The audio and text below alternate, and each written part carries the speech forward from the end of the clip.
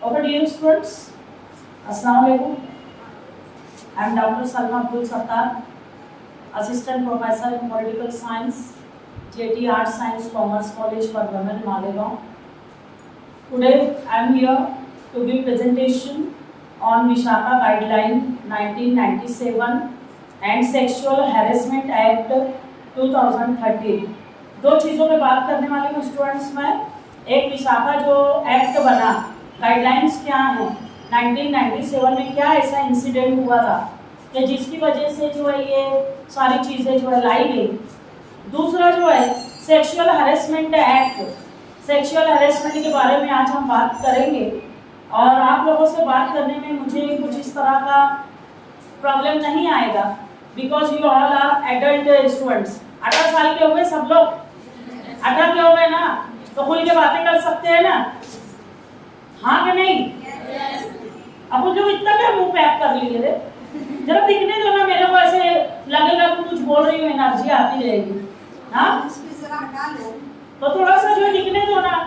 एक ऐसे टॉपिक पे हम बात कर रहे हैं जो हम लोग जो है उस टॉपिक पे बात करने के लिए नजरें छुपाते हैं, खुल के बात नहीं करते हैं। ऐसे टॉपिक को मैं लेके आई हूँ तो हम लोग जो है खुल के बातें कर सके। और जैसा कि मैंने अभी कहा है, ये बहुत एक अजीब सा टॉपिक है कि जिसकी वजह से हम सोचते हैं बोलूँ कि नहीं बोलूँ, है ना? तो इसलिए जो है आप लोग सुनने में भी सोचते हो कि सुनूँ कि नहीं सुनूँ, होता कि नहीं होता। तो ये ऐसे टॉपिक पे हम बात कर रहे हैं, तो थोड़ा सा जो है एक अच्छे माहौल में जो है हम शुरुआत करें तो ज़्यादा बेटर होगा कि मैं खुल के बोल सकूँ, आप खुल के सुन सको, क्योंकि बहुत सारे लोग अवॉइड करते हैं इन टॉपिक्स को कि हम लोग बात भी करें कि ना करें। तो डियर स्टूडेंट्स, हमारे यहाँ विशाखा समिति है और उसकी कोऑर्डिनेटर डॉक्टर हुमैरा मैडम है। और इस कमेटी के थ्रू आउट द ईयर साल भर कुछ ना कुछ एक्टिविटीज़ होती रहती है, और उन्हीं एक्टिविटीज़ का एक पार्ट है ये आज का गेस्ट लेक्चर जो मैडम ने रखा है। और शायद वन डे वर्कशॉप रखी हुई है मैडम ने, और आज जो है कई लोग आपको एड्रेस करने वाले हैं। तो पहला जो है सेशन मैंने इसलिए रखा कि विशाखा जो है बोलते ही रहते हैं, तो एक्चुअली ये कमेटी है क्या, क्या गाइडलाइंस है, इसके काम क्या है, क्यों ये कॉलेजेस को ज़रूरी करार दी गई है।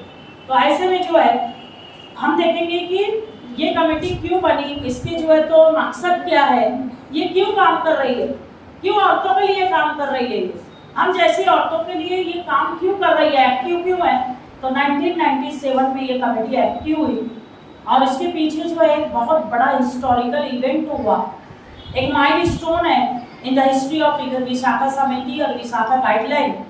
तो यहाँ पे एक केस हुआ था, सुप्रीम कोर्ट के सामने एक बहुत बड़ा चैलेंज आया था इन द ईयर 1997, और विशाखा एंड अदर्स उन लोगों ने केस कर दिया था स्टेट ऑफ राजस्थान के खिलाफ। राजस्थान की गवर्नमेंट के खिलाफ बहुत बड़ा केस हुआ था, क्योंकि जो है ये जो केस हुआ इसमें राजस्थान गवर्नमेंट ने गलत जजमेंट दिया था एक औरत के खिलाफ, उसकी डिग्निटी के खिलाफ, उसकी इज्जत के खिलाफ। इसके लिए 1997 में ये केस एक माइलस्टोन बना राजस्थान गवर्नमेंट के खिलाफ, विशाखा और दूसरे लोगों ने जो काम शुरू किया।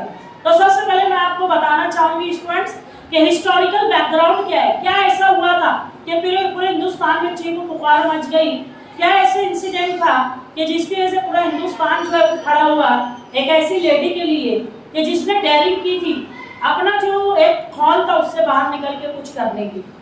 तो वहाँ पे हम देखेंगे कि भौरी देवी जो है केस हमको दिखता है। भौरी देवी जो है शीज जो है हम देखेंगे रेसिडेंट्स जो है उसका कहाँ पे था, राजस्थान में था। राजस्थान की जो एक लेडी थी। अब भौरी देवी केस जो है ये मोस्ट सिग्निफिकेंट केस है जो औरतों की सेफ्टी के लिए जो बहुत सारे केसेस आए सुप्रीम कोर्ट के सामने, बहुत सारे हाई कोर्ट्स के सामने। तो भौरी देवी का केस एक ऐसा केस था कि जिसकी वजह से पूरा हिंदुस्तान हिल गया था, और वहाँ पे लोगों ने सीरियसली सोचना शुरू किया कि वुमेन सेफ्टी के लिए हमको काम करना है। तो स्टूडेंट्स आपको ये बता दूं कि हिस्टोरिकल बैकग्राउंड में एक्चुअली उस केस में हुआ क्या था ऐसा भौरी देवी के साथ। तो भौरी देवी जो है उसके बारे में हम देखेंगे कि दलित लेडी थी ये, और दलित साहब जो है देखेंगे बैकवर्ड जो है तो क्लास से आते हैं, है कि नहीं। और दलित कम्युनिटी की एक लेडी, और उसके साथ जो इस तरह का सेक्सुअल हरेसमेंट हुआ क्या उसने जो है आप देखिएगा she was government employ, government की एक सर्वेंट थी और वो जो है बहुत ज़्यादा इंगेज्ड थी अवेयरनेस जो है स्प्रेडिंग करने में। अवेयरनेस काहे के लिए करती थी? वुमेन से हाइजीन और एजुकेशन, दो चीज़ों को लेकर। देखो बहुत सारे लोग अवेयरनेस का प्रोग्राम करते हैं ना, गवर्नमेंट के एम्प्लॉइज आते हैं, आपके घर पे भी आते हैं, साफ सफाई के ताल्लुक से पूछते हैं, देखे हो कि नहीं? कल एनजीओ आए थे, रोटरी क्लब आई थी, तो ऐसा ही जो है गवर्नमेंटल ऑर्गेनाइजेशन थी जिसमें के औरतों की हाइजीन, एजुकेशन, साथ ही साथ बहुत सारे कैंपेन्स थे, जैसे कि डॉरी जो है अगेंस्ट जो है वो कैंपेन चला रही थी कि जहेज लेना और देना दोनों जुर्म है और इसके ताल्लुक से अवेयरनेस आनी चाहिए, औरतों को एजुकेशन देना चाहिए, औरतों की हेल्थ हाइजीन बहुत इंपॉर्टेंट है, उसका प्रोटेक्शन करना चाहिए। साथ ही साथ वो काम कर रही थी भौरी देवी चाइल्ड मैरिज के ताल्लुक से। आपको पता है हिंदुस्तान की सोशल एविल्स में सबसे बड़ी एविल जो है वो चाइल्ड मैरिज थी। बाद में हिंदुस्तान आज़ाद हुआ, अंग्रेजों के दौर में बहुत सारे कानून बने, हिंदुस्तान आज़ाद हुआ तो चाइल्ड जो है प्रोटेक्शन एक्ट बना, हाँ जस्टिस जो है जुवेनाइल जस्टिस एक्ट बना कि बच्चों को इंसाफ मिलना चाहिए, और वहाँ पे there was complete ban on child marriage. बच्चों की बचपन में शादी कर दी जाती थी, उस बच्चों को यही नहीं पता कि ये जो खेल खेला जा रहा है वो तो बचपन का खेल समझ के राउंड एंड राउंड फेरे लिए जा रहे हैं, उनको पता भी नहीं शादी हो गई। This was the customs which prevailed in India during those days, but after independence there was complete ban. और बहुत सारे कानून में से एक कानून ये भी था कि चाइल्ड मैरिज जो है बैन है, बट राजस्थान में इन द ईयर 1997 वो कानून चल ही रहा था। सती जो है प्रथा, अगर आप देखोगे sati is totally ban during the period of British government, but sati जो है वो मजबूर किया जाता है राजस्थान में औरतों को। आप देखिएगा 2005 में जबरदस्ती करके एक लेडी को जो है आग में झोंक दिया गया कि तेरा जो है हस्बैंड जो है एक्सपायर हो गया तो तुझे भी सती होना है। तो रूप कंवर नाम की लेडी, उसके इन-लॉज ने जबरदस्ती पकड़ के डाल दिया आग में। बाद में केस हुआ, फिर जो है सारे लोग जेल गए, बहुत सारा हुआ, पर एक औरत तो अपनी जान से चली गई। तो औरतों को जहेज के नाम पे, सती के नाम पे इस तरह से बलि चढ़ाया ही जाता है। अभी आप देखेंगे कि भौरी देवी के केस में एक्चुअली ये हुआ कि भौरी देवी जो है वो अपनी एम्प्लॉयमेंट का एक पार्ट था कि उसको अवेयरनेस लाना है, गांव-गांव घूमती थी, अवेयरनेस लाती थी विलेजर्स के दरमियान। तो उसी कैंपेन का एक हिस्सा ये था कि भौरी देवी जो है एक जगह पहुंची, वहां पे चाइल्ड मैरिज हो रही थी, तो उसने जो है अपनी एम्प्लॉयमेंट जो है वही थी कि अवेयरनेस लाना है, चाइल्ड मैरिज नहीं करना है। तो भौरी देवी ने अपोज किया और उसने स्टॉप करने की कोशिश की कि ये जो बच्चों की शादी हो रही है ये स्टॉप होना चाहिए, उसने अपोजिशन किया। अब जाहिर सी बात है अच्छी चीजों के लिए जब हम बोलेंगे तो सच जो है सच्चाई कड़वी होती है, समाज को एक्सेप्टेबल नहीं है, तो भौरी देवी का सबने अपोज किया। उस शादी में जो है भौरी देवी को जो है बहुत ही ज्यादा मारा पीटा गया, बहुत ज्यादा जलील किया गया, इंसल्ट किया गया, और जुल्म की इंतहा वो हुई कि वहां पर जो शादी हो रही थी वो पॉलिटिकल पर्सनालिटी, इन्फ्लुएंशियल जो लीडर्स थे उनके घर पे शादी थी, सरपंच गांव का उसमें इन्वॉल्व था, उसके बच्चे की शादी थी। उन्होंने क्या किया, ना सिर्फ भौरी देवी को मारा पीटा बल्कि सरेआम उसके हस्बैंड के सामने, see the picture, there is Bhauri Devi and her husband, आप देखिएगा पिक्चर में। तो वो जो है वो रोका रही थी शादी कि ये गलत है, बच्चों की शादी नहीं होना चाहिए बचपन में, तो उसको सेक्सुअली जो है हैरेस किया गया। She was gang raped. देखिए बहुत सारे लोगों ने मिलकर उसका रेप किया उसके हस्बैंड के साथ, और भी जो है ना सिर्फ उसके हस्बैंड को मारा पीटा, उसको भी मारा पीटा, अधमरा जो है फेंक के गांव के बाहर झाड़ियों में चले गए। और भौरी देवी को उसका हस्बैंड फिर उठाया, हॉस्पिटल ले गया, हॉस्पिटल वाले उसको लेने को तैयार नहीं, पुलिस स्टेशन ले गया, पुलिस स्टेशन में कंप्लेन कोई लेने को तैयार नहीं, एंड इतनी वर्स्ट कंडीशन में भौरी देवी को लेके फिर घर पे आया, होम ट्रीटमेंट चलता रहा। बोलने का मकसद यही है कि हर कोई पुलिस केस बोल के हॉस्पिटल भी नहीं ले रहा है। And she was gang raped for what purpose?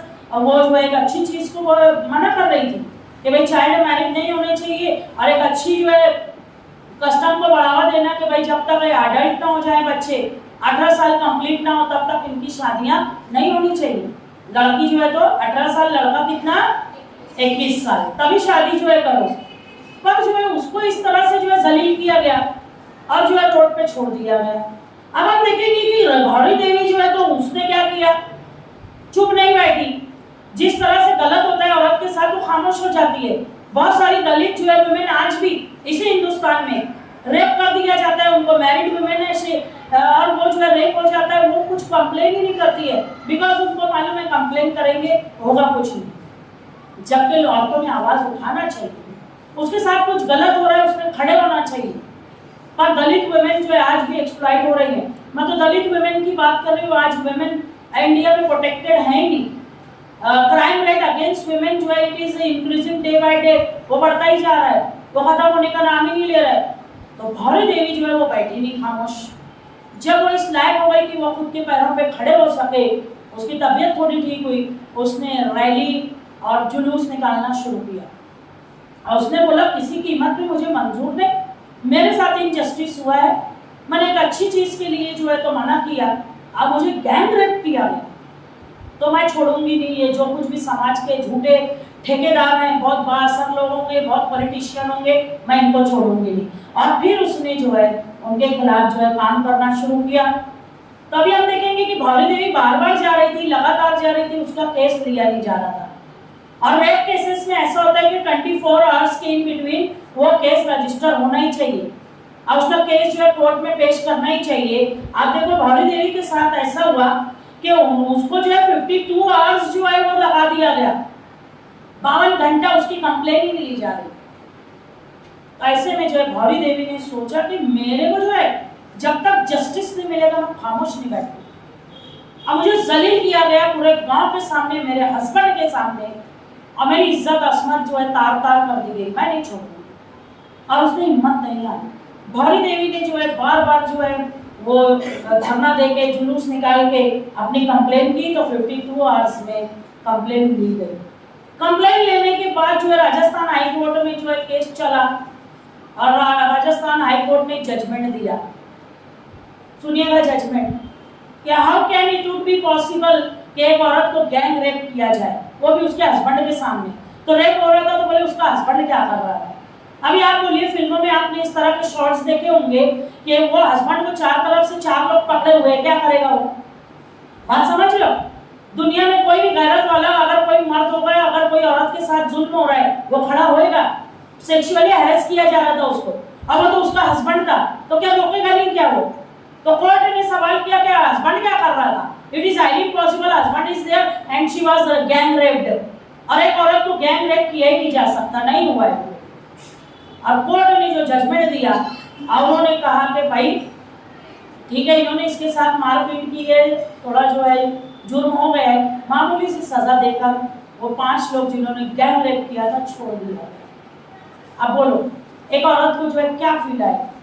Sexual उसकी कंडीशन जो है इतनी वर्स्ट थी, उसकी जो है बॉडी की कंडीशन वर्स्ट, मेंटल कंडीशन तो सोच ही नहीं सकते। और वो औरत जो है इस तरह से इंसाफ के लिए दर दर भटकती रही। और हाँ, ये राजस्थान हाई कोर्ट ने जो जजमेंट दिया उसकी वजह से पूरे हिंदुस्तान की औरतें उठ खड़ी हुई। बड़े बड़े एनजीओज आए आगे औरतों के और उन्होंने कैंपेन चलाना शुरू कर दिया कि जस्टिस शुड प्रिवेल।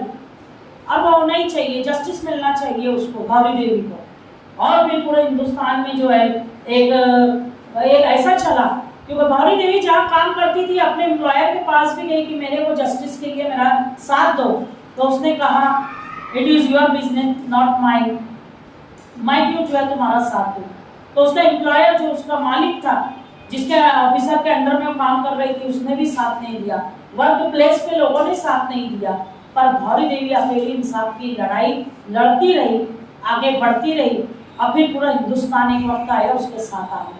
और राजस्थान जो है कोर्ट के खिलाफ, हाई कोर्ट के खिलाफ सुप्रीम कोर्ट में जैसे कि मैंने वो बात की थी, तो वो केस दायर हुआ और फिर राजस्थान गवर्नमेंट के खिलाफ और औरतों के प्रोटेक्शन के लिए एक विशाखा गाइडलाइन जो है बनाई गई और सुप्रीम कोर्ट ने जो है वो जस्टिस दिया गौरी देवी को और उन 5 को जो है इंडियन पेनल कोड के हिसाब से सजा दी गई। रेप केसेस में जो सजा होती है तो वो जो है उनको कभी लाइफ इम्प्रिजनमेंट, कभी जो है 7 साल की, कभी जो है 12 साल की, अलग अलग नेचर ऑफ केसेस होते हैं। जैसे निर्भया का था, आपने देखा फांसी दी गई। निर्भया केस पता है ना, शी वॉज गैंग रेप्ड इन दिल्ली। दिल्ली का सुने हो कभी केस? कॉलेज गर्ल्स तुम्हारी तरह कॉलेज से वापस जा रही थी, बस में शी वॉज गैंग रेप्ड, और वो जो है उसके रेपिस्ट जो थे वो सजा दी गई फांसी की। तो अलग अलग नेचर ऑफ केसेस को देख के अलग अलग पनिशमेंट दी जाती है। तो इनको जो है सजा दी गई, और सुप्रीम कोर्ट ऑफ इंडिया ने एक बेहतरीन जो है गाइडलाइन के लिए कमेटी बनाई, और विशाखा गाइडलाइन हमारे सामने आई। क्योंकि गौरी देवी के नाम से जो एनजीओज ने केस रजिस्टर नहीं किया था, या क्योंकि किसी भी औरत का नाम ना आए, उसकी पहचान ना आए, उसकी भी इज्जत है, उसकी भी डिग्निटी है। बार बार लगातार कोर्ट में अगर भावनी देवी बोल के जो है बात की जाती, तो उसको एक फर्जी नाम दे दिया गया। जैसे निर्भया केस में हुआ ना, ओरिजिनल नाम नहीं है निर्भया का, है ना, पर उसको निर्भया नाम दिया गया। उसी तरह से विशाखा जो है नाम दिया गया गौरी देवी केस को। समझ में आ रहा है? और फिर विशाखा गाइडलाइन आई। गौरी देवी का जो केस था, it is a historical milestone in the history of safety and security of women, और वहाँ से विशाखा गाइडलाइन आई, और एक बेहतरीन स्टेप आई। सेक्सुअल हरेसमेंट अगर काम के दौरान होता है लेडीज़ का, तो उसको प्रोटेक्शन देना उसके इंस्टीट्यूट का काम है, उसके ऑर्गेनाइजेशन का काम है, उसके एम्प्लॉयर का काम है। तो ये गाइडलाइन 1997 में आई। अब समझा विशाखा गाइडलाइन क्या है? समझा? अब विशाखा जो है केस क्या है समझा? गौरी देवी का केस है, पर उसका नाम छुपाना मकसद था। बाद में गौरी देवी को जब जस्टिस मिला, लोगों के सामने आई, उसका हस्बैंड लोगों के सामने आया, और जो मैंने अभी पिक्चर शेयर की आपको, तो गौरी देवी बैठी नहीं, उसने काम ही किया औरतों को सेफ्टी और सिक्योरिटी के लिए, खासतौर से जब वो काम के लिए काम की जगह पे आती है। तो यहाँ पे एक बेहतरीन सेक्सुअल हैरेसमेंट के खिलाफ काम शुरू हुआ। अभी हम देखेंगे कि विशाखा गाइडलाइंस की जरूरत क्यों थी, what are the objectives and needs of Vishakha guideline. तो यहाँ पे हम देखेंगे कि औरतें जो है जब काम के लिए जाती हैं, तो बहुत सारे केसेस सेक्सुअल हैरेसमेंट के होते हैं, खासतौर से प्राइवेट सेक्टर में। अगर हम देखें पब्लिक सेक्टर, जैसे हम लोग गवर्नमेंट के सर्वेंट हैं, we are safe and secured here, और बहुत सारी ऑफिसेस ऐसी होती है, आप देखो चेम्बर्स बने रहते हैं, क्यूबिकल्स रहते हैं, देखे कि नहीं देखे? औरत को बॉस ने बार बार बुलाया, लगातार बुलाया, अंदर गई दरवाजा बंद, what is there inside, who will know, who will give protection for the safety and security of a woman who is working there in that office? वो मुश्किल है, उसकी सेफ्टी और सिक्योरिटी कौन करेगा? तो ये जरूरत महसूस हुई कि विशाखा गाइडलाइन लाए जाए, और इस तरह के जो सेक्सुअल हैरेसमेंट के केसेस हैं उसको जो है तो रजिस्टर किया जाए, उसके ऊपर काम किया जाए। मैं बात करती हूँ आगे। तो वर्क प्लेस पे अगर हैरेसमेंट होता है किसी भी टाइप का, खासतौर से सेक्सुअल हैरेसमेंट, तो आपको प्रोटेक्शन देने के लिए इंडिया में ये गाइडलाइन लाई गई। गवर्नमेंट ने नेसेसरी स्टेप्स ली, और बहुत सारे जो प्रोविजंस बनाए गए, इसके ताल्लुक से आगे बात होगी अभी। साथ ही साथ हम देखेंगे कि विशाखा गाइडलाइन है, उसके लिए जो है तो लोगों को, खासतौर से पर्टिकुलरली वेमेन को प्रोवाइड किया गया जस्ट जो है एटमॉस्फेयर और फेयर पनिशमेंट दिया गया, जो कुछ लोग अगर सेक्सुअल हैरेसमेंट में इन्वॉल्व रहेंगे। बहुत सारी औरतें जो है हैरेस होती रहती हैं, कंप्लेन नहीं करती है। मैं आगे आपसे बात कर रही हूँ, आपसे बातें ही करने का टॉपिक है ये।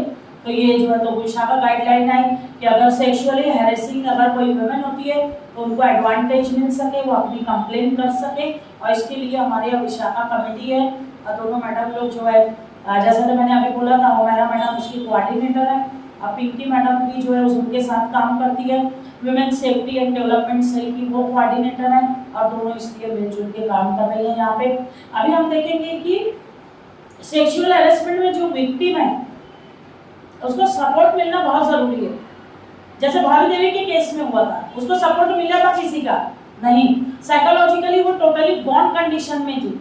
उसकी जो है मेंटल कंडीशन, साइकोलॉजिकल कंडीशन, उसकी खासतौर से बायोलॉजिकल जो इम्बैलेंस हो गया था, सारा का सारा, पूरी बॉडी डैमेज हो गई थी, मारा पीटा भी बहुत गया था उसको। Along with that, gang rape was there, and we can imagine what will be the condition of a lady after being gang raped. तो वो कहीं ना कहीं वो एक कंडीशन उसकी खराब थी। तो विक्टिम्स को जो है जॉब प्लेस पे, it is the duty of the employer कि वो अपनी लायबिलिटी से स्केप ना करते हुए अपनी रिस्पॉन्सिबिलिटी को निभाए और एक ट्रू जेंटलमैन के तौर पे वो अपना फर्ज समझे कि औरत को प्रोटेक्शन देना चाहिए। तो विक्टिम जो है, जो जुल्म का शिकार हुई है औरत की, किसी तरह से उसको सेक्सुअली हैरेस किया गया है, तो वो होपलेस और अनसिक्योर ना रहे, बल्कि होपफुल रहे कि मेरे काम की जगह पे मेरे लोग, मेरा एम्प्लॉयर मेरे को सपोर्ट करेगा, मेरे को सिक्योरिटी देगा, इसके लिए काम किया गया है। अभी हम देखेंगे कि जैसा कि मैंने शुरुआत की थी और आपको बोला था कि क्राइम ग्राफ औरतों के ताल्लुक से जो है, अगर हम बात करें क्राइम अगेंस्ट वुमेन, तो it is increasing day by day. चाहे किडनैपिंग का मामला हो, अबडक्शन का मामला हो, रेप केसेस हो, या फिर जो है सेक्सुअल असोल्ट हो, या डॉरी डेथ्स हो, it is increasing day by day. और women are not feeling safety and security while living in India।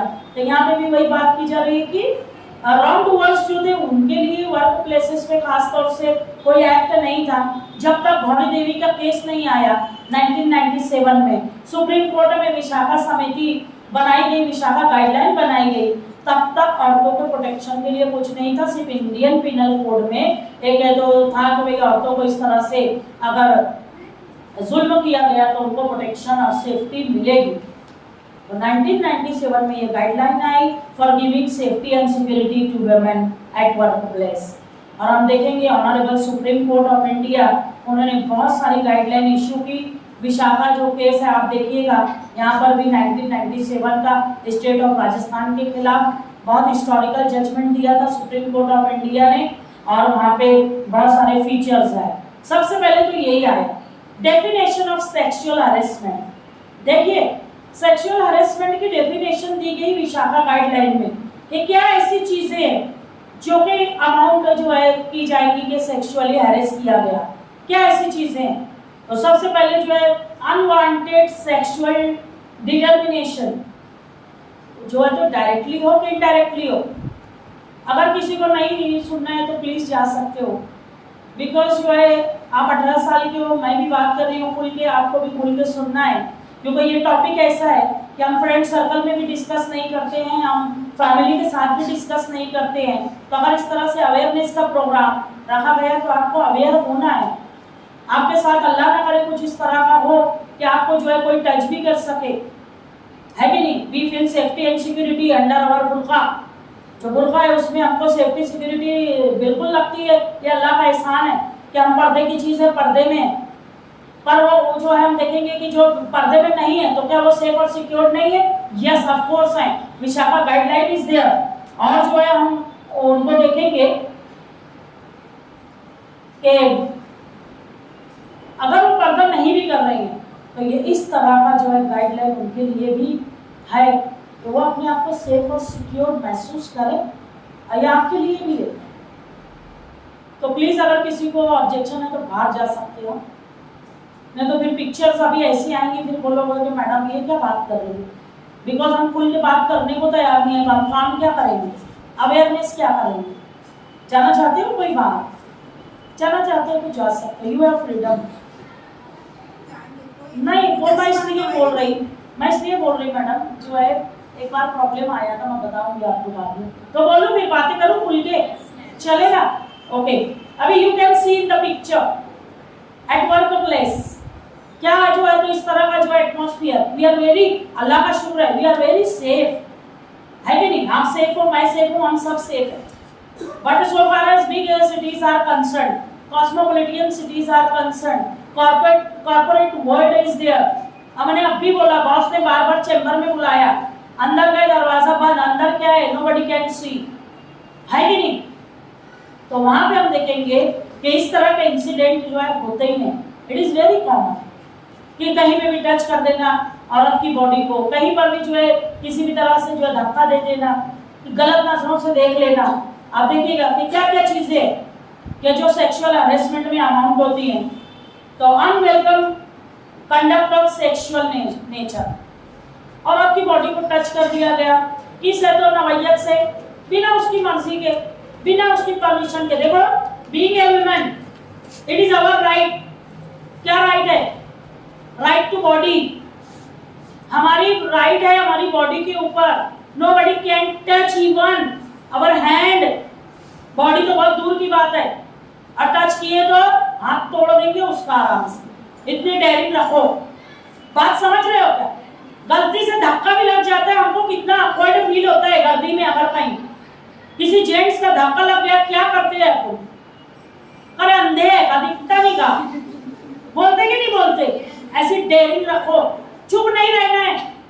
गर्दे में किसी ने आपको इंटेंशनली या अनइंटेंशनली टच भी कर दिया, फौरन पलट के बोलना है। कभी नहीं सोचना कि लोग मुझे गलत समझेंगे। हम लोग लड़कियां क्यों खामोश रहते? कुछ भी हो जाता, जो है कहीं रिक्शा में बैठ रहे, कहीं जा रहे, गर्दी में किसी ने बस ऐसे टच कर दिया, हम लोग सोचते हो कैसे बोलूं। बोलना है भाई, बोलना है, चिल्लाना है कि कैसे टच किया तूने मेरे को। तेरे घर में माँ बहन नहीं है? समझ में आ रहा है क्या? तुम पहले ही बोलोगे भीड़ जमा हो जाती है, तुमको भी कुछ करने की जरूरत नहीं रहती। अब कुछ नहीं बोलने की हिम्मत है ना, कोई खाला जा रही ना, वो खाला तुमको तो देखो ये मगर टच कर दी से बस फिर निकल जाने का। खाला और वो देखो खाला कितनी सुनाई है, गर्दी कितनी जमा होगी, अब पब्लिक कितना पिटेगी, तुम सीधे निकल जाना। बात समझे? तो अगर कोई सेक्सुअल जो है नेचर का कंडक्ट करता है इस तरह का कि भाई आप नहीं चाह रहे आपकी बॉडी को कोई टच करे, I have right my own body, nobody can dare to touch, not even see. वो तो देख भी नहीं सकता हमको, गलत नजरों से देखेगा क्या कोई? आंखें नहीं नोच लेंगे उसकी। हाँ तो बोलते जाओ रे, हाँ यस, कैसे कोई देखेगा? और अल्लाह ताला ने औरत को एक सलाहियत दी, बोलते हैं ना छठी हिस्स, वो सिक्स्थ सेंस जो है ना हमको बता देता है सामने वाला मेरे को देख कैसे रहा। बात समझ, ये अल्लाह ताला ने सिर्फ तुमको दिया है, और तो दिया है कि नहीं दिया है? सामने वाला देखा कि हम लोग पकड़े, सही नजर नहीं है। बहुत सारी बार हम लोग नजरें फेर के हट जाते हैं या जो भी है, पर अल्लाह ताला ने दिया है ना अपने को, बोलो तो जल्दी। वो देखा कि अपन समझ गए। एक लड़का अच्छी तरह से देख रहा है, हमको समझ में आएगा नहीं, नथिंग इज देयर, उसकी नजरों में कुछ भी नहीं है, होता कि नहीं होता? और एक लड़का गलत नजर से देख रहा है, फौरन समझते हैं हम लोग। ये अल्लाह ताला ने एक हिस्स दी है औरत को अलग से, समझ में आ रहा है? वो सिक्स्थ सेंस बताता है कि सामने वाले की नजर कैसी है और कैसी है। किसी लड़के ने जो है गलती से धक्का लग गया इस तरह से, वो फौरन सॉरी बोलेगा अगर इंटेंशनली या अनइंटेंशनली है, जानबूझ के नहीं है, बेचारा जा रहा है धक्का लग गया, फौरन पलट के बोलता है sorry ma'am, it's my mistake. तो वो ट्रू जेंटलमैन है। होगा ना भाई, भीड़ में धक्का लग ही जाता है बहुत सारी बार, है ना? तो वो सॉरी बोल दिया मीन्स आपने भी एक्सेप्ट करना है, जानबूझ के नहीं हुआ। पर अगर आपको लगा जानबूझ के, क्योंकि टच भी हुआ ना, हमको समझ में आता है कि जानबूझ के था कि अनजाने में था। ये हिस्स भी अल्लाह ताला ने आप ही के पास दी। बात समझे? तो प्रोटेक्शन देना मेरी बॉडी को, ये मेरी ड्यूटी है, बिकॉज मेरी बॉडी मेरा राइट है, उसको कोई टच नहीं कर सकता विदाउट माय परमिशन। ये हमको सेफ्टी सिक्योरिटी रखना है, कहीं पर भी रहना। मैं तो वर्क प्लेस की बात कर रही हूँ, पर कहीं पे भी रहे हम लोग यही नेचर रखना है कि किसी ने टच किया, इतनी हिम्मत रखो हाथ तोड़ के हाथ में देंगे, गलत नजर डालो तो ये आंखें नोच लूंगी मैं आराम से। इतनी हिम्मत रखो, because you are girls, you should जो है प्रोटेक्ट योर बॉडी। और ये वो गलत नजरों से देख रहा है, अगर उसका प्रोटेक्शन आपको करना। कैसे कोई मेरे को देख सकेगा, है ना? पर्दा कितना बेहतरीन है, आप कोई देख सकता है क्या? नहीं। और हमने पर्दा तो पूरा कर लिया, जो सबसे मेन जो है कातिल चीज निगाहें, उसको खोल लिए आराम से, है ना? वही खुली हुई है। तो वो मैं और आप हम सब सोचे, मी ऑल्सो, तो कहीं ना कहीं जो मेन फसाद की जड़ है ना, नजर से नजर मिली और फिर वो जो है फसाना हो गया। वही बात वर्क प्लेस में या कहीं पे भी जहाँ पे आप हो, अगर किसी ने गंदे इशारे किए और आप देखो वहाँ पे जो है मैं जिस तरह से पोर्नोग्राफी है ना, गंदी पिक्चर है, गंदी तस्वीर है, कुछ ऐसा गंदा है, और काम की जगह पे किसी ने आपको जानबूझ के, इवन अगर कोई जो है तो रोमांटिक गाना भी कोई आदमी गा दिया और मैं वहाँ बैठी हूँ या आप वहाँ बैठे हो, बर्दाश्त नहीं करने का, आराम से क्या है रे तेरा, तेरी अम्मा को सुनाना, बात समझ गए? It will amount as sexual harassment. सुन रहे कि नहीं सुन रहे? कोई जेंट्स है, समझ में आ रहा है, अब गुनगुना दिया गाना, तो गुनगुनाए कैसे, वो भी अमाउंट होता है सेक्सुअल हरेसमेंट। तो इतना अलर्ट रहना है हमको, इतना बाखबर रहना है, इतना बेदार रहना है। बढ़ो आगे, समझा? करेंगे कि नहीं करेंगे? करना है। अभी देखिए, demand and request for sexual favours, work place में है या कहीं पे है, इस टाइप के लाइन बोल दी, आती क्या खंडाला है कि नहीं, कुछ अलग गलत लाइंस बोल दिए, सेक्सुअल फेवर की बात कर दिए, फौरन जो है आपने जो एक्शन लेना है। समझ में आ रहा है? हमको समझ में आ जाता है ना, नजरों से ही कुछ इशारे हो गए, और नजरें हम जितनी अच्छी से पहचानते हैं ना लड़कियां, कोई नहीं पहचानता दुनिया में, है कि नहीं? यस। तो ऐसी चीजों को वेलकम करना है क्या? नहीं। अपोज करना, खड़े होना है उसके खिलाफ। कभी ये नहीं सोचना कि लोग सोचेंगे यही गलत होगी। क्यों सोचेंगे लोग? उनको सोचना है, सोचने दो। भौरी देवी सोचती तो खड़ी होती क्या? अब भौरी देवी खड़ी नहीं होती तो तुम मैं सेफ और सिक्योर रहते क्या? कानून बनता क्या हिंदुस्तान में? तो आप सब ने सोचना है कि इस तरह का कोई एक्ट तो कोई कर भी रहे तो उसके खिलाफ भी खड़े हो। आपके साथ नहीं हो रहा है पर आपके आसपास हो रहा है, तो इतनी हिम्मत तो रखो गलत को गलत बोलने की। गलत को गलत नहीं बोलना भी एक तरह का जो है जुल्म ही है, जुर्म ही है, वो आपने देखना है। तो बढ़ो आगे। फिजिकल कांटेक्ट करना या उसको बढ़ावा देना, है कि नहीं? औरत काम कर रही है, आके टच कर दिए, हाँ, किसी भी तरह से जो है तो फिजिकली कांटेक्ट करने की कोशिश, खड़े हैं लाइन में, हाँ, ढकेल दिए आगे, बॉडी को बॉडी से टच कर दिए, कुछ भी हो सकता है। And you girls know very well what I wanted to explain.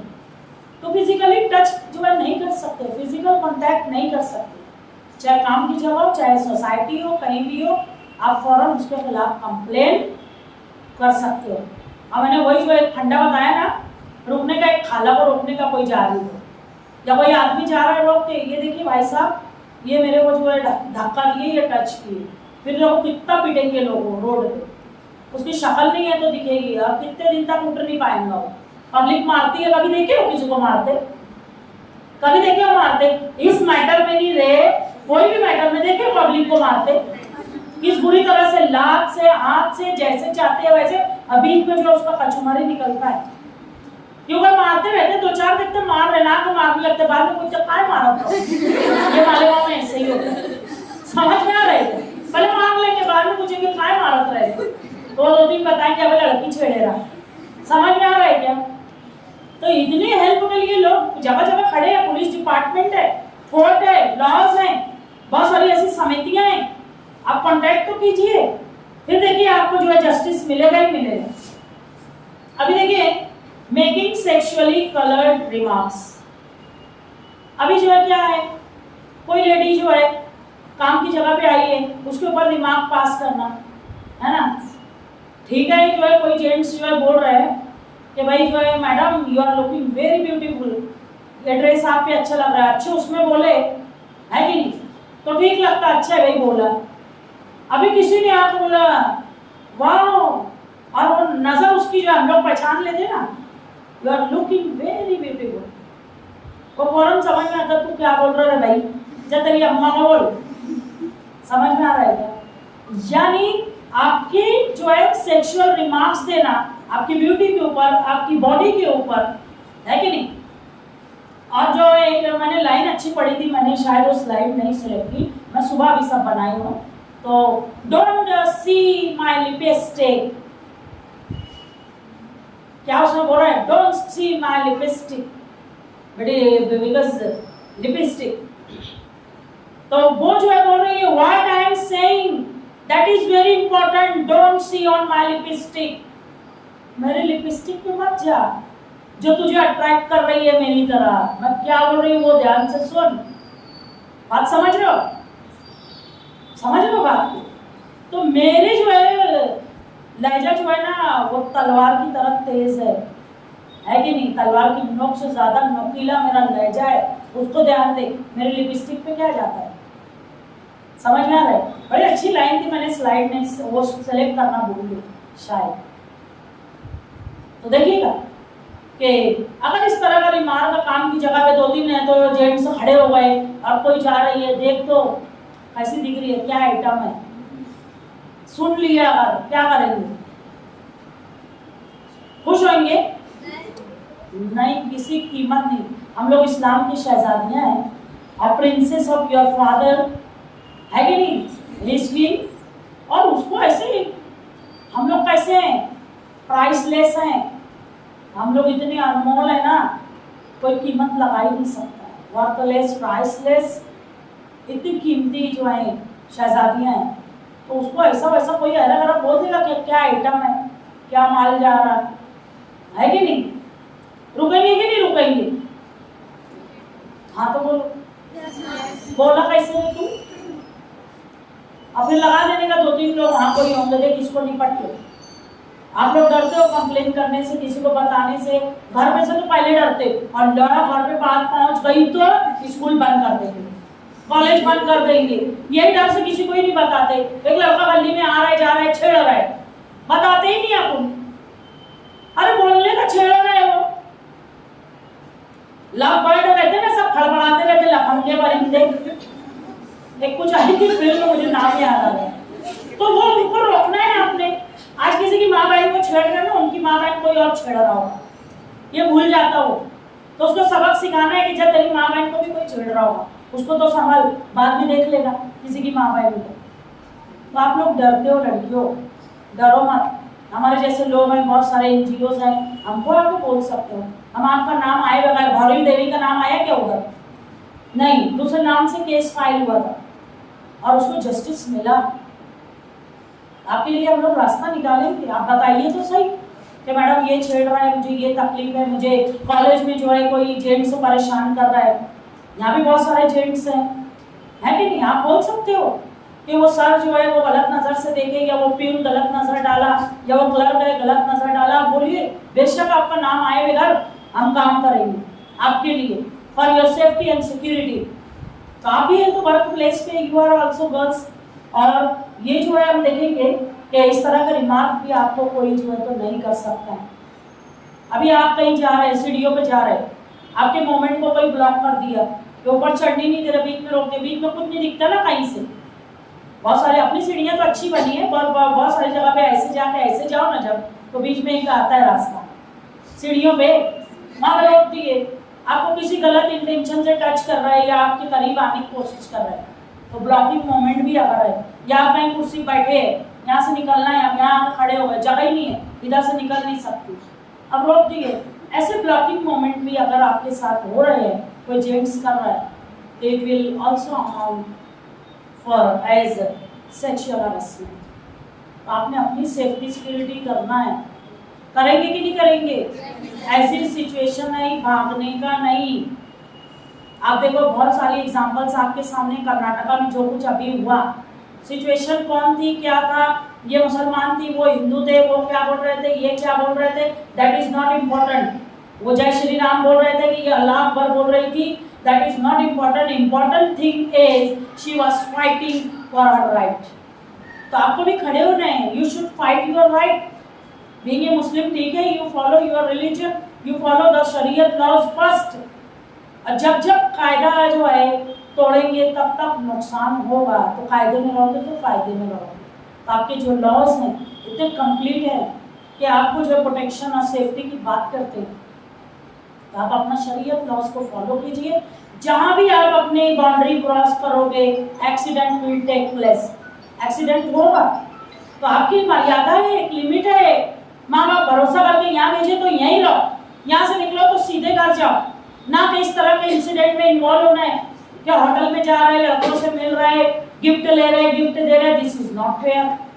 वो नहीं करना है। आप माँ बाप की अमानत हो, उसमें खयानत कर रहे हो। अब आप माँ बाप के भरोसे को तोड़ रहे हो, उन्होंने जो आपके ऊपर ट्रस्ट किया है, एतमाद किया, उसको तोड़ रहे हो, तो कितना बड़ा जुर्म कर रहे हो आप ये नहीं जानते हो। एक लड़की घर से गलत कदम बाहर निकालती है तो अपने लिए गलत नहीं कर रही है, सिर्फ कमिंग जनरेशन के लिए भी गलत कर रही है।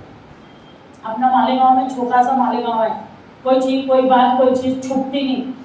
हो की लड़की, हो की बहन, हो की ऐसी, हो की वैसी, ऐसा किए नहीं, बोलते कि नहीं बोलते? शादी ब्याह लगने लगती बोलती हो खाला ना ऐसा किए रही, और फिर जो है ना मामी जो है तो ऐसा किए रही, और जनरेशन टू जनरेशन को भुगतना पड़ता है। क्यों? तो घर से भाग गई रही, और पता ऐसा हुआ रहा, और पता वो ऐसा हुआ रहा। तो कुछ करने से पहले ये सोचिएगा कि आप जाते हो तो अपनी पूरी जनरेशन जो है, खानदान की मान मर्यादा, इज्जत, अजमत, विकास सबको कुचल के आप जा रहे हो किसी के साथ, या किसी के साथ गलत कर रहे हो। अरे अल्लाह ताला ने इतना बेहतरीन चीज दी है, सुन्नत अदा कर लो। आपको लग रहा है कि नहीं बस अभी ठीक है, एजुकेशन बाद में कर लूँगी, पहले शादी वादी हो जाए। इतनी बेहतरीन चीज़ निकाल दी है, बिल्कुल आसान, बगैर ताम झाम के, बगैर जो है दावत के, अगर किसी इसके एकदम 3 बार कबूल शरई एतबार से करो और खत्म। करना फिर कितना इश्क लड़ा रहे, किसने मना किया? बात समझ लो। But before marriage it is क्या है वो देखो, हलाल है कि हराम है, जायज़ है कि नाजायज़ है, सही है कि गलत है, you decide, because you are adult citizens, 18 साल के हो चुके हो। You decide what is right, what is wrong for me, for my family, वो आपने फैसला लेना है। तो इस तरह का इंसिडेंट जो है वो वर्क प्लेस में ना हो, इसके लिए बहुत सारी प्रिवेंटिव स्टेप्स दी गई। तो पहला दिया गया कि औरत अगर काम की जगह पे है तो provide a safer working environment. हम लोग काम की जगह पे हैं, मैं पिंकी मैडम, हुमैरा मैडम, हम यहाँ पे सर्वेंट है, हमको सबसे पहले क्या देना चाहिए? हमारे एम्प्लॉयर ने क्या देना चाहिए? Safer working environment. माहौल कैसा चाहिए हमको यहाँ पे? सेफ और सिक्योर। और इस बात की गवाह मैं खुद हूँ, ये लेडीज भी हैं कि हमारे यहाँ इतनी सेफ्टी, इतनी सिक्योरिटी है। क्या पिंकी मैडम? एक बार हम लोग कंपाउंड में आ जाते हैं, बिल्कुल सेफ और सिक्योर महसूस करते हैं। देयर इज, हमको कुछ डर ही नहीं रहता। And I am the best example. मैं रात में 11-12 तक भी यहाँ रहती हूँ कभी कभी, समझ में आ रहा है? अकेली रहती हूँ लेडीज पूरी बिल्डिंग में, but I feel safety and security. मुझे लगता ही नहीं है कि ये जो है तो 11 बज रहा रात का के 12 बज रहा। वाई? बिकॉज काम की वजह से मैं रुक जाती हूँ यहाँ पे। कभी कभी होता है, नॉट हमेशा, नहीं तो 9 आधा है मेरी आखिरी। बहुत कभी कुछ हो, काम चल ही रहे, लोग रुक नहीं रहे तो 10 बजे, वरना नहीं। तो कहने का मकसद ये कि अंधेरा होने के बाद भी आप एक बिल्डिंग में हो, अकेले लेडीज हो, इससे बड़ा सबूत क्या होगा? सेफ्टी और सिक्योरिटी वर्क प्लेस के होता है कि नहीं? आपके आसपास सब जेंट्स है, आप एक अकेली लेडीज हो अब काम कर रहे हो, तो इतनी जो है हिम्मत हौसला आपको पैदा करना पड़ेगा। ये नहीं बोल रही हूँ कि रात को काम करने जाओ, नॉट लाइक दैट, मैं वो नहीं बोल रही हूँ। मैं आपको ये बोल रही हूँ वेयर एवर यू आर, आप जहाँ पे भी हो, जैसे भी हो, अपने आप को जो है सेफ और सिक्योर रखना है। इतनी हिम्मत चाहिए। मैंने अब भी बोला ना, किसी ने जो है नजर टेढ़ी करके देखा, नजरें नोच लूंगी, इतना हौसला रखो मेरी तरह। किसी ने टच करना तो दूर की बात, खाली पास आकर बता, तेरा हाथ तोड़ के, तेरा पाँव तोड़ के तेरे हाथ में दे दूंगी। इतनी हिम्मत रखो, इतना हौसला रखो, समझ रहे हो? ये कोशिश करना है। तो यहाँ पे एम्प्लॉयर के लिए जो है तो विशाखा की गाइडलाइन में प्रिवेंटिव स्टेप है कि उसने सेफर वर्किंग इन्वायरमेंट देना है औरतों को। दूसरा देना है duty of employer to file a complaint. अगर किसी के साथ हो चुका है सेक्सुअल हैरेसमेंट, ये इस तरह का जो ऊपर बताई थी वो सब, हाँ, और रेप जो है लास्ट वर्स्ट स्टेप है ना? पर जो है जिस तरह से 5-6 चीजें बताई ना सेक्सुअल हैरेसमेंट में क्या क्या क्या क्या, तो अगर इस तरह का कुछ हुआ है तो एम्प्लॉयर को कंप्लेंट कर रही है। अगर वो जैसे गौरी देवी की थी ना कि मेरा गैंग रेप हो गया, लिया था क्या उसके एम्प्लॉयर ने? नहीं लिया था। पर एम्प्लॉयर ने ऐसी कंप्लेंट कोई लेडी करती है अगर, उसकी बात सुनना। देखिए गलती से भी अगर हमको कोई धक्का लग गया किसी का, कितने उबल पड़ते हो ना गुस्से में, और साथ में जो सहेली रहती है कितना उसको बोल डालते हैं अपन, जब कितना अंधारा आपको दिखा नहीं रहा, हाँ धक्का मार के चलो, इतना गुस्सा आ रहा है ना, क्या करूँ क्या नहीं करूँ, बोलते नहीं बोलते, कैसा तो भी फील हो रहा है मेरे को, ऐसा लग रहा है ना वो मिले तो उसको पीट दूँ आराम से, बोलते हो ना? कितना कम गुस्सा रहता है हमारे अंदर, अब क्या क्या नहीं बक डालते तुम लोग गुस्से में, और जब सब निकल जाता शांत हो जाते ना, फिर होता कि नहीं होता है? होता है। और उस दिन भर गुस्सा आता रह के हुआ कैसे, होता कई कैसे रहा होता है ना। हमारे की जो इज्जत अजमत बेकार, हमको जो है किसी कीमत मंजूर नहीं कि कोई धक्का तो मार के चला जाए। उसकी कैसी मजाल होगी करेगा। तो औरत की बात सुनना है, उसकी कंप्लेंट सुनना है और कंप्लेंट रजिस्टर करना है विशाखा समिति के थ्रू। फिर एक जो है कंप्लेंट रिड्रेसल कमेटी, जैसे कि हमारे यहाँ विशाखा समिति है, इसको जो है इंटरनल कंप्लेंट कमेटी भी कहा जाता है। वहाँ कंप्लेंट होनी चाहिए। आप चाहो तो इनके पास, दोनों के पास कंप्लेंट दे सकते हो अगर आपके साथ इस तरह का कुछ हो रहा है तो हम लोग कंप्लेंट कर सकते हैं। और कंप्लेंट का रिड्रेसल भी करना है, यानी कंप्लेंट का सॉल्यूशन भी देना है, सिर्फ लिख के रख नहीं देना है कि हम तीनों आए तो आए लिख लिए, हाँ भाई तेरे साथ क्या क्या हुआ है, अच्छा ऐसा हुआ रे बेटा, बहुत गलत हुआ रे, बस बोल दिए लिख लिया हो गया, ऐसा चलेगा? कब अपने को सुकून आएगा? जब भवानी देवी को आया था क्या बोली थी, मुझे उसी वक्त तो सुकून मिलेगा जब मुझे जस्टिस मिलेगा। अपने को जस्टिस मिलेगा तो सुकून लगेगा ना। एक कंप्लेंट कमेटी फिर क्या करेगी, उसका रिड्रेसल भी करेगी, यानी उस प्रॉब्लम का सॉल्यूशन करेगी, जो रॉन्ग डूअर है उसको पनिशमेंट मिलेगा, है कि नहीं? समझ रहे हो? तो वो भी करना है। एम्प्लॉयर जो है उसको क्या करना है, to assist the employ if she is sexually harassed.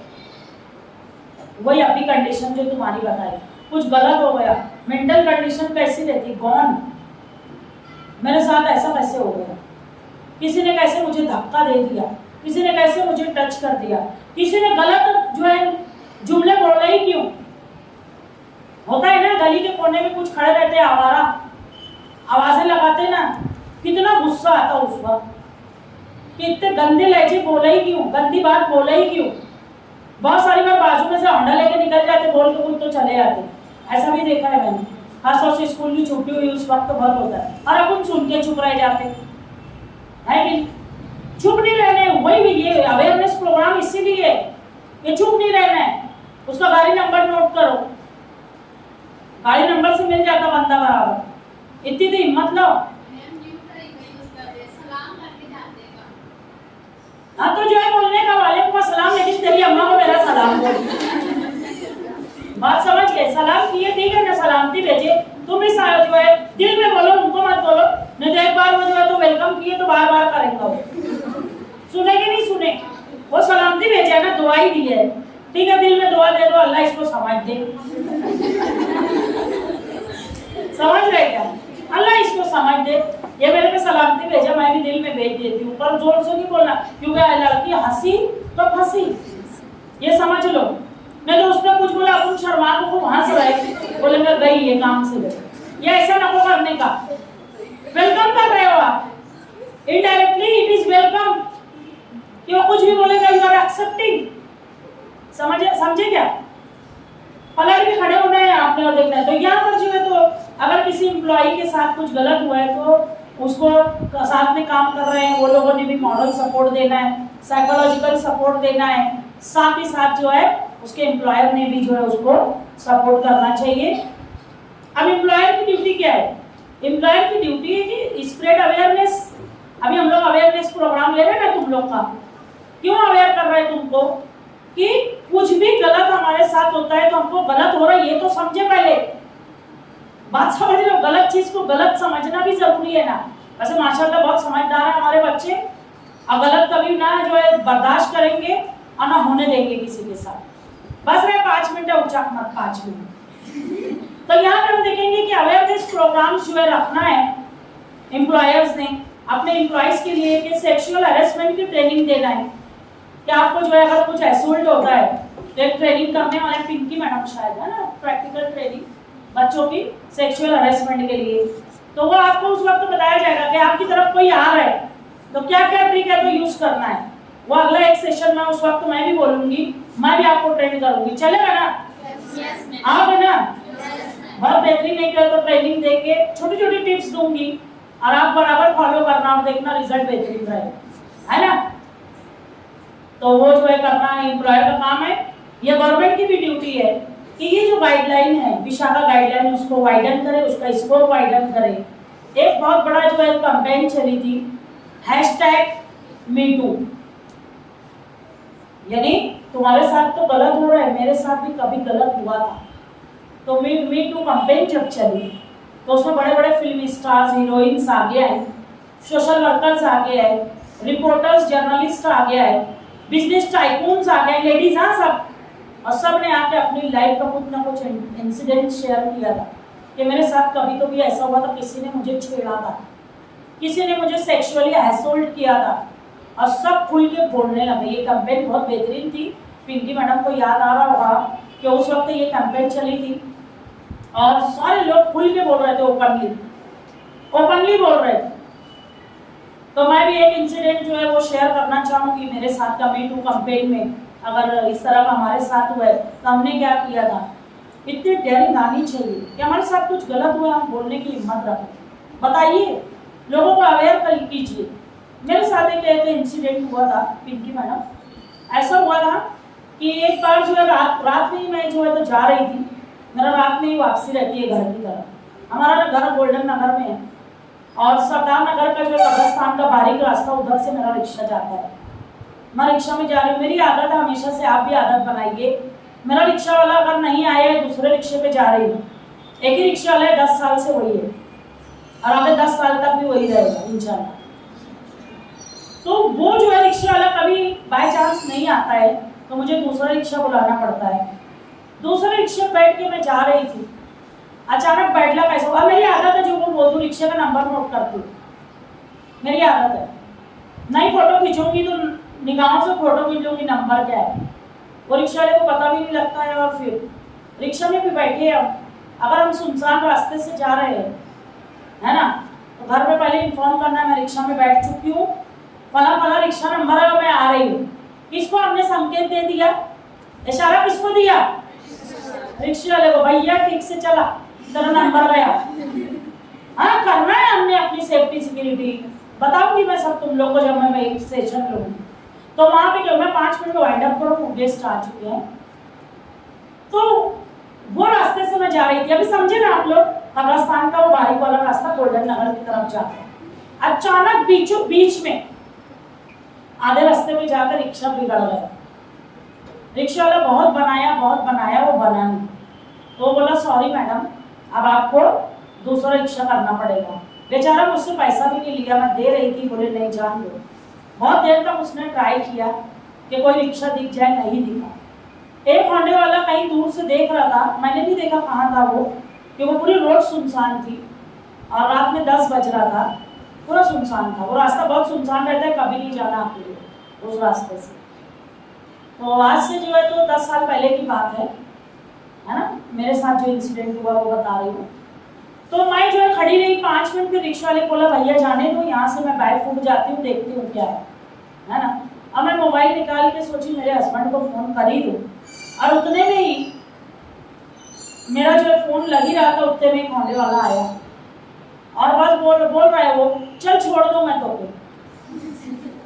क्या बोला वो, चल छोड़ दूं मैं तोके। तो मैंने जो उसकी तरफ देखा भी नहीं, फोन लग चुका था। मेरे हस्बैंड को मैंने बोला फोन पे कि ऐसी ऐसी जगह पे हूँ, आप आ जाइए, और ये लड़के का ना गाड़ी नंबर ये है होंडे वाला, और वो मेरे को बोल रहा है चल छोड़ दूं तोके। सुने कि नहीं सुने? तो मैंने बोला उसको फोन बंद की, मैंने बोला क्या बोला रे तू, हाँ क्या बोला तू? तो बोले कि चल छोड़ दो तोके। मतलब तेरी अम्मा को छोड़ ना जाके, तेरी बहनियाँ कहीं कोई हो छोड़ जाके। मेरे लिए मेरे हस्बैंड काफ़ी हैं, वो आ रहे हैं लेने के लिए, और थोड़ा सा रुक जा, बात समझ लो, मतलब सिर्फ थोड़ा सा रुक तू, बस वो 1-2 मिनट मैं देखूँ, मेरा घर वहाँ से सिर्फ 2 मिनट के फासले थे। और उतने में मेरे हस्बैंड जितनी तेजी से आ सकते थे वो आए, और जैसे ही इसने देखा कि होंडा उधर से आ रहे, इतनी स्पीड में भागा है वो, जिसकी कोई इंतजार है, पूरी रोड सुनसान। बात समझ रहे हो? और अगर जो है हम लोग डर गए और वो हो गए, वो रास्ता बहुत ही खतरनाक है, और जब मेरी जैसी लेडी को नहीं छोड़ रहे तो तुम्हारी जैसी लड़कियों को क्या छोड़ेंगे? बात समझ रहे हो? हम लोग बड़ी उम्र के हैं ना, तुम लोग तो छोटी बच्चियां हो, तो हमको छेड़ने से नहीं चुप रहे हो, बोले चल तो मैं छोड़ दूँ। मेरे हस्बैंड आए और पहले तो जो है वो रिक्शा वाले को चिल्लाए, तू रोका ही क्यों यहाँ, तेरा रिक्शा बिगड़ा था, सब सही था, उसको रिक्शा में बिठा कर रखना था। तो मैं बोली कि जो है वो रिक्शा भी रोक रहा था कब से, और रिक्शा ही नहीं मिल रहा है, तो मैं ही उतर गई कि भैया मैं बैग फूट जाती हूँ। तो मतलब मैं पैदल आने के लिए निकल ही रही थी, और वो पीछे से आया, बोलता है छोड़ दूँ। बात समझ रहे? तो इतनी डेयरिंग आपको लानी पड़ेगी, कहीं अकेले भी हो बहुत होशमंदी से काम करना, वरना फिर जो है कुछ भी हादसा हो सकता है, समझ रहे हो। तो यहाँ पे हम देखेंगे कि विशाखा गाइडलाइन आई फिर, और विशाखा गाइडलाइन में बहुत सारे चेंजेस लाए गए। 97 में तो गाइडलाइन आई, पर जो है उसके अंदर चेंजेस ला के एक एक्ट बना, sexual harassment of women at work place prevention prohibition and redressal act 2013 में गवर्नमेंट ने उस पर मुहर लगा दी कि विशाखा गाइडलाइन के अंदर में ये कानून बनेगा और चलेगा, और इसको इतना सख्त बना दिया गया कि अगर इसमें जो है कोई मुलजिम पाया गया और उसका जुर्म साबित हो गया तो उस मुजरिम को इंडियन पिनल कोड के हिसाब से सजा दी जाएगी, है ना। तो अगर किसी काम की जगह पे 10 लेडीज हैं, 10 या उससे ज़्यादा, तो उस इंस्टीट्यूट में ये विशाखा समिति रहना कंपलसरी करार दिया है। और अगर विशाखा समिति नहीं बना है, इसके लिए अवेयरनेस प्रोग्राम नहीं लिए, तो वो इंस्टीट्यूट के ऊपर केस हो जाएगा। इसलिए ये बहुत इंपॉर्टेंट कमेटी है जिसको ये चला रहे हैं मैडम लोग। I am also one of the members, और हम लोग काम कर रहे हैं। आप जैसी गर्ल्स को हमारे यहाँ 10 से ज़्यादा हैं, सब 1000 तो तुम लोग ही हो, लड़कियां हो ना, तुम्हारा प्रोटेक्शन, फिर हम सब सारे लोगों का प्रोटेक्शन। इसलिए ये विशाखा समिति हमारे कॉलेज में बनाई गई, और जस्टिस जो है वो सबको मिल रहा है। और अगर फिर भी मैं पूछती हूँ किसी के साथ कुछ गलत हुआ है आज तक कॉलेज में, अगर हुआ या इन फ्यूचर अल्लाह न करे आपके साथ कुछ हो, तो प्लीज़ आइए। हम लोग ना नाम बताएंगे तीनों किसी का, जिससे भी आप कंफर्टेबल हो, आप तीनों से हमसे मिल सकते हो, है कि नहीं हमारा मन, और अपनी कंप्लेंट कर सकते हो। We are ready to listen your complaints कि मैडम वो जो है फला जेंट्स है, कोई भी हो सकता है, वो टीचर हो सकता है, वो क्लर्क हो सकता है, वो प्यून हो सकता है, वो प्रिंसिपल साहब हो सकते हैं, कोई भी हो सकता है भाई, तो आप कंप्लेन कर सकते हैं। और हम लोग आपका नाम जो है वो सीक्रेट रखेंगे, कभी ओपन नहीं करेंगे, और पर आपकी कंप्लेन जो है उसका सॉल्यूशन निकालेंगे। बहुत साल पहले एक लड़की थी हमारा मैडम, बहुत साल हुआ, उसका FYBSC की थी, मेरे पास अकेले में आई थी, बहुत साल हुआ, आपकी कमेटी नहीं बनी थी। आइए मैडम, वेलकम। तो वेलकम क्लास